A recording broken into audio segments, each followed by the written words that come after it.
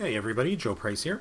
So I've got a really interesting farm to showcase today. It's an updated Truffle Worm Farm that has been designed to deal with some of the issues in 1.3 Expert Mode.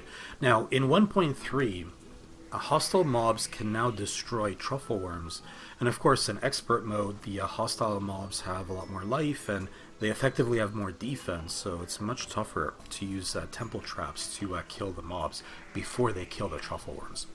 Alright, so let's go take a look at this farm, and as the farm is running, I'll be explaining how exactly it's put together. It's a very easy farm to build, as you'll see in a moment. So I'll just need to enter C1 in the teleporter hub, and here we are. So I'm just going to enable free cam mode, just so that we can see the action. And our spawn surface is just this mushroom grass surface on the far left here. And anything can spawn here, any of the mushroom biome mobs can spawn there, including, of course, truffle worms. Now, any truffle worms that actually make the trek across this spawn surface, they'll enter this little tunnel. You can see already one of the truffle worms is making its way, and then it'll fall down this chute, and I'll be able to capture it after it falls down. Now, I could just hold down the left mouse button and swing the net continuously. This way, you could actually run this farm completely AFK, provided that you used something to hold the button down. You could use a rubber band to hold the button down. Yeah, so as you can see, I'm already getting a huge number of truffle worms. And you might be wondering, where are all of these mobs? What's happening to them? Well, the bulbs, as you can see, they just dip below the surface. They are pretty quickly killed by the temple traps here. The spiky bulb traps, they're usually in great quantities, found in great quantities in temples. You can usually find somewhere between 40 to 50 of them, so it's entirely possible to build one of these farms on just one world instead of having to visit multiple worlds to collect enough traps. Okay, so what about the rest of the mobs? Well, you can see that right above the mushroom surface, there are a whole bunch of teleporters that have been actuated into the background. And these teleporters, they instantly, or at least almost instantly, teleport all of the mobs that spawn there to a teleporter that's very, very far away. Now, it turns out that if you teleport a mob to a teleporter that's at least 252 tiles or more away horizontally, it'll instantly despawn that mob. So the idea then is to just keep teleporting out these mobs that spawn and just instantly cause them to despawn. Now, as you can see, the critters, the worms, and these glowing snails, they're completely unaffected by teleporters. Unfortunately, the bulbs cannot be teleported either, but that's okay. We can use the traps to kill them off.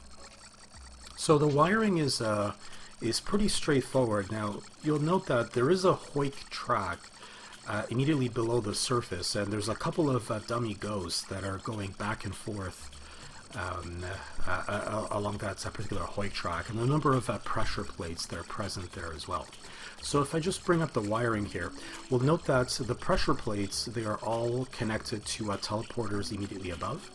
So as the dummy ghost passes along the hoik track here, whatever mob might be present atop that teleporter connected to that pressure plate will be instantly teleported to that distant teleporter. You can see the green wire here on the far left.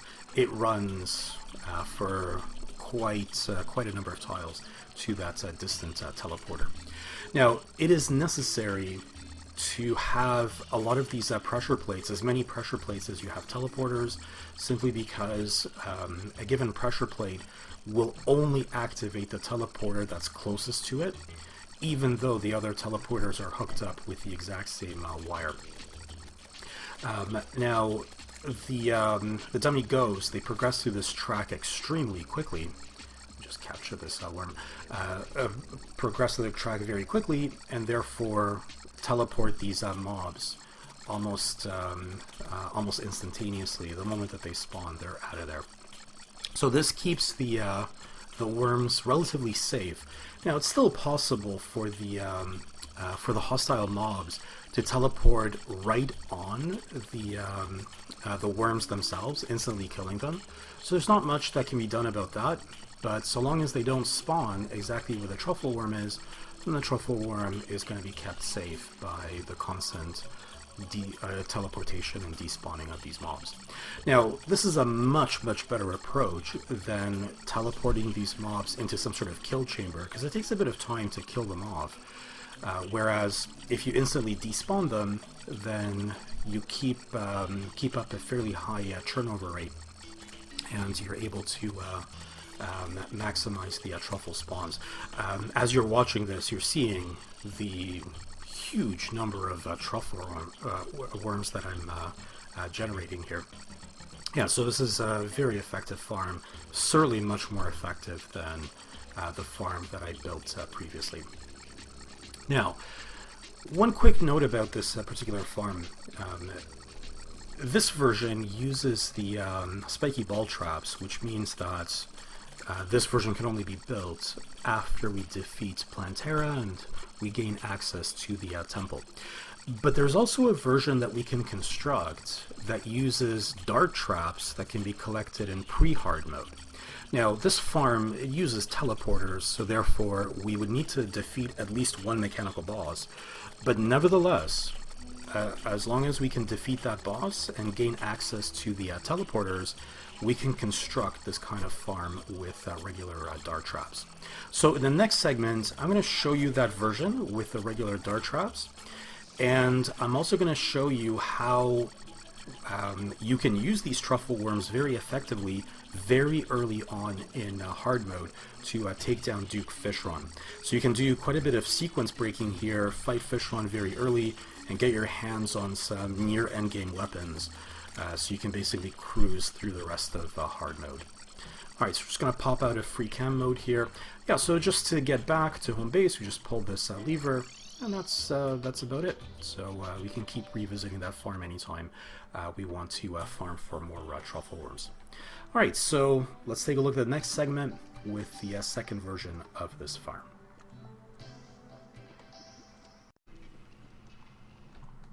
Okay, so let's go check out the second version of this farm. Alright, so here it is. So just the area to the right has been modified. Over on the left, it's pretty much the same. And the modification is as follows. So we got rid of all of the spiky ball traps, and instead we're using regular dart traps. Again, they can be collected in pre-hard mode. And we need 16, that's the magic number, 16 regular dart traps. And the way that they are positioned here, they have a space of one tile in between, and they have been actuated into the background, and then the actuators have been removed. So what needs to happen here is the player will need to walk across these pressure plates. All of these pressure plates are connected to the dart traps immediately above, and in order to create a constant stream of equally spaced dart traps, we need to make sure that we're going to go at regular walking speed. So anything that boosts speed, like boots, they have to be unequipped. Now, after we activate all of these dart traps in staggered fashion by walking across, this very last pressure plate is connected to the teleporter where the dummy ghost sits, and the dummy ghost will be teleported into the Hoik track. Now, just like in the previous version of the farm, the Hoik track is designed to teleport mobs out and despawn them, but that's also connected to the dart traps, and that will cause the dart traps to continuously fire. Alright, so let's take a look. Yeah, so just like that. And again, we'll enable free cam mode here so we can see what's going on. And as you can see, the dart traps are evenly spaced. Now, the dart traps do about a third of the damage that the spiky ball traps do, but hey, it's early hard mode, so we can definitely take the hit in damage to the bulbs. The bulbs still go down fairly quickly, and will still generate a pretty high turnover of mobs because the majority of them are going to be despawned. So this farm is just as good as the first version of the farm that I showcased. Yeah, so we'll let this run for a little bit. And incidentally, it'd be a good idea to set this up anyways if you're interested in collecting the glowing snails, just to do some fishing. There are other ways of collecting critters to do fishing, but hey, if you're going to be farming up a lot of truffle worms, you might as well farm up the critters to do a lot of fishing as well. Yeah, so we'll let this run for a little bit. See if that worm will survive on the mushroom surface. Yeah, made it all the way.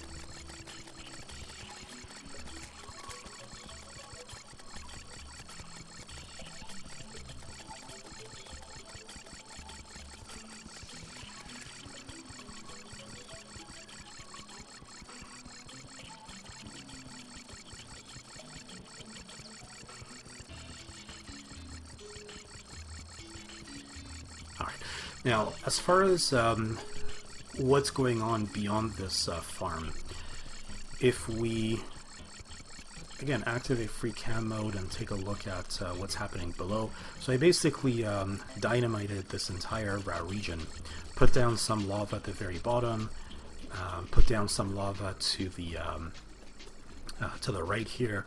This is just to block all of the spawns. It doesn't take too long to dynamite everything, and as you can see here, the actual Truffle Worm Farm is fairly small, fairly compact, so pretty fast and easy to build. Alright, so one more segment to go. I want to show you how you can effectively farm Fishron in very early hard mode. So that way you can put all of these truffle worms to good use. Now, if you want to fight Fishron fairly, well, all the more reason to set up this kind of farm, simply because it might take a while to learn how to dodge Fishron's attacks. You might die a lot, and as a result, you'll greatly benefit from being able to farm up a lot of these truffle worms in a very short period of time. Alright, so in the third and final segment, I'll show you exactly how Fishron can be farmed.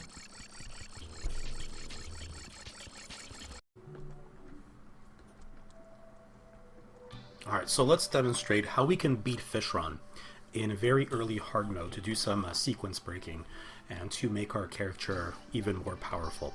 Now, the sequence breaking that I'm about to showcase, I wouldn't recommend this on regular playthroughs. It might diminish your enjoyment of the game. But it's something that you can consider in subsequent playthroughs if you just want to farm Fishron, or if you want to do some speedruns. Now, the character that I'm using here is actually an early hard mode character. So let's take a look at the equips here. So I'm just using Cobalt armor, and of course the Cobalt mask for the range damage. And 4 of my accessories are actually straight out of pre-hard mode. So the Worm Scarf, the Obsidian Shield, Spectre Boots, and the Ranger Emblem we can get from Wall of Flesh. The Magic Quiver, we can get this very, very early in hard mode from Skeleton Archers if we farm in the underground. And of course, we can get any kind of wings that are available very early on. I'm just using Vanity Wings here. In terms of the weapons, well, just one, Daedalus Stormbow. We don't need anything else. The Daedalus Stormbow we can farm very, very early just by going to the Hallowed biome in the Cavern layer and just farming for Souls of Light. And then we put those Souls of Light into treasure chests so that we can generate a whole bunch of Hallowed Mimics and just fight the Mimics. And we can fight the Mimics in a manner that's similar to how we fight Duke Fishron. You're going to see in a moment how exactly that's going to go down. I also will use some potions in the upcoming fight. These are not strictly necessary, but they definitely speed things up. So if you set up a potion farm in pre-hard mode, then of course take full advantage of that by generating these potions. And in my previous segment, I farmed up 17 truffle worms, so we'll put at least one of them to good use here. Alright, so let's head over to an arena that's close by, or close to the ocean biome, and this is just A5 that'll input, and here we are. Now the way we're going to fight Fishron is by using the slime saddle damage prevention machine. You see directly above me there's some dummies here and a ceiling as well, so once I hop on the slime saddle I can jump up here and then continuously hit these dummies. So I showed this in previous videos, and the moment that a dummy is hit, it grants me some invulnerability frames, so this way I can remain invulnerable throughout the entire Fishron fight. Now I just gotta be careful, if I'm gonna use any weapons here, I have to make sure that I'm not using a weapon that can hit these dummies more than 5 times per second. If I do that, it's going to knock me off, and I'll lose my invincibility frames. So if we're going to use the Daedalus Stormbow, then of course I have to ensure that I'm firing it anywhere but where the dummies are positioned. Now, I'm going to be using Holy Arrows, and these two can be farmed, well, crafted based on farming runs that we can make on hallowed surfaces, so we can obtain these in great quantities, again, very early on in hard mode. Alright, so we'll kill off some of these guys underneath. So I've got a pool of water here, and I'll be able to summon Fishron from that pool of water. So long as we're anywhere in the ocean biome, we'll be able to get Fishron. So the way I'm going to do this is mount this damage prevention machine first, cast my line into the water, and summon Fishron. Alright. Oh, that didn't do it. One more time. Oh wait. Need to get rid of some of this junk. Alright, so let's try that again.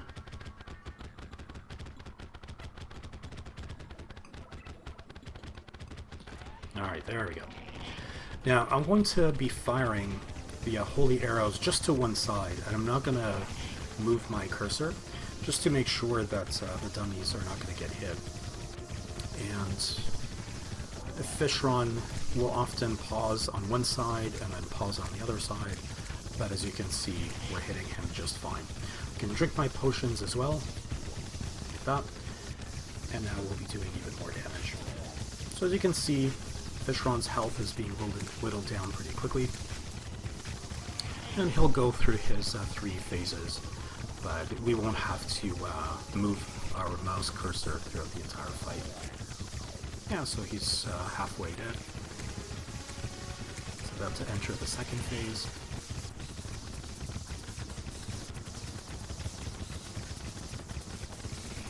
There he is, second phase.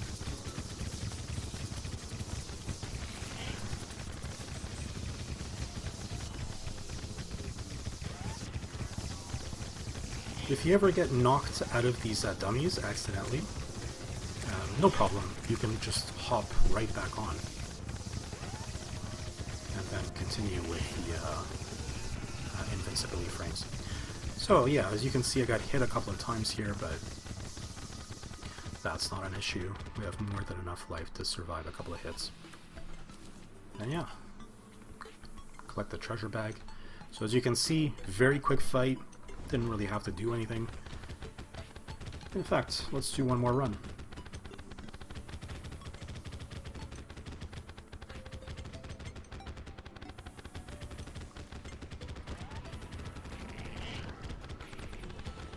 I'll start firing on this side this time.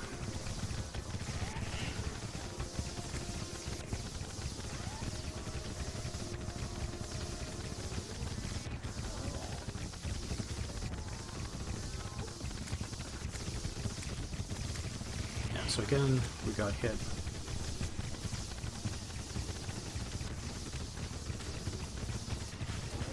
And again, that happens because there are other sources of damage that end up hitting the dummies, and thus we lose our invincibly frames momentarily. But not a big deal. It's virtually impossible to die here.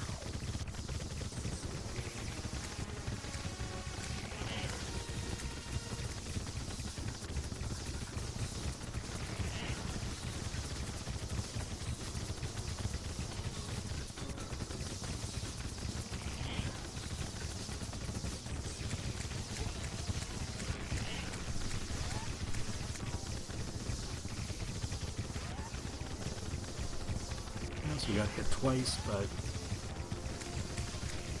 should be able to take Fishron down. Alright, so third phase. So no more Sharknadoes.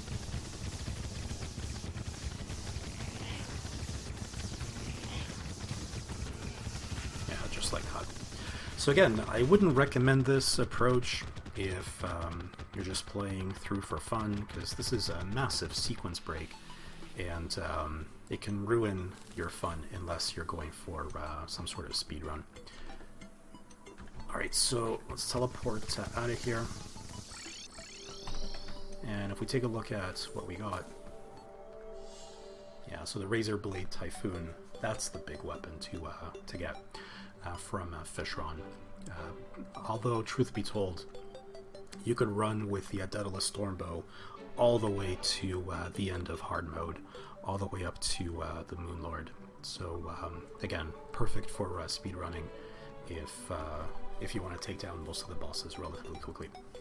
Alright guys, so that's it for today. I hope you enjoyed the Truffle Worm farms that I presented, and yeah, feel free to construct these farms on your worlds, or if you want to check them out first, feel free to download this Ultimate Hard Mode world, and yeah, just input C1 in the teleporter hub to go check it out. You'll need a net in order to catch the worms.